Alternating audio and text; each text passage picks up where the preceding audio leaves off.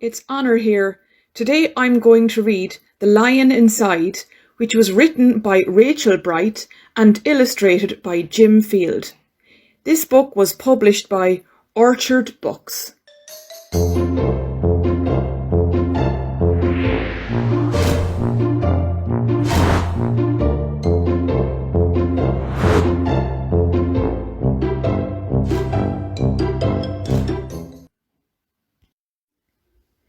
In a dry, dusty place, where the sand sparkled gold, stood a mighty flat rock, all craggy and old.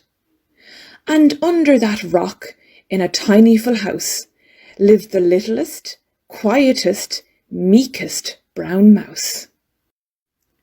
He was so very tiny, so incredibly small, that nobody noticed him ever at all.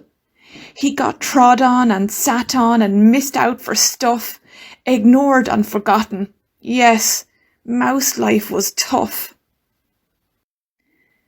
Meanwhile, far above, on top of the rock, times were quite different. It was Lion o'clock. This huge, toothsome creature made sure everyone saw how important he was by how loud he could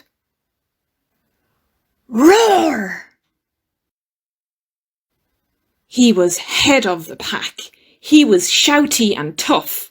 He loved showing the crowd he was made of strong stuff. Yes, all were impressed by this mighty King Cat. If only, thought Mouse, I could be more like that. Then, late one dark night, in his Minnie Mouse bed, the cleverest thought popped into his head. He jumped from the covers and held up a paw. I've got it, he said. What I need is a roar. I mean, what if this mouse, with the weeniest squeak, was a little more grrr and little less meek? Well, he'd still be the smallest of fuzzy brown mice, but he'd make friends and join in, and life would be nice. Yes, thought the mouse, I must find out how. I will learn how to roar, and I will learn it now. But, gulp, oh my gosh, there was only one beast who could teach him this thing, but might make him a feast. It was time to be strong, take a chance. After all, forever was such a long time to feel small. So he made himself brave, and he thought like a winner. He set off for the top, hoping not to be dinner. It felt like the scariest thing he could do. But if you want things to change, you first have to change you. The further he climbed, the closer he got to the slumbering lion reclining on top.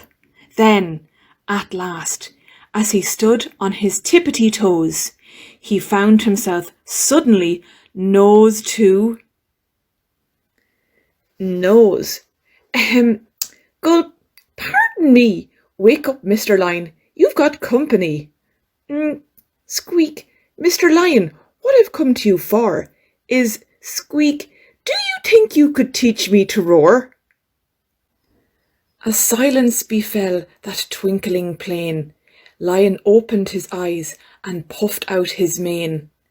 Time slowed right down. Why, it felt like a week. Then he opened his mouth and let out an eek! The lion was shaking, his paws all a fumble. He was backing away with a scrambling tumble. Don't hurt me, he whimpered. Oh, try to be nice. Well, my goodness, this lion was frightened of mice. Don't worry, Mouse peeped. I'm a friend, not a foe. Let's rock this together. We'll have fun, don't you know? That was a magical moment for sure, when Mouse didn't feel at all small anymore. He had found his true voice and learned to speak out, and for that you don't need to roar or to shout. And from that day and always, the two were a pair. They both liked that rock better now that rock was to share. The mouse, while still little, felt big in his head, and Lion, he still roared, but with laughter instead. Yes, that day they both learned that no matter your size, we all have a mouse and a lion inside.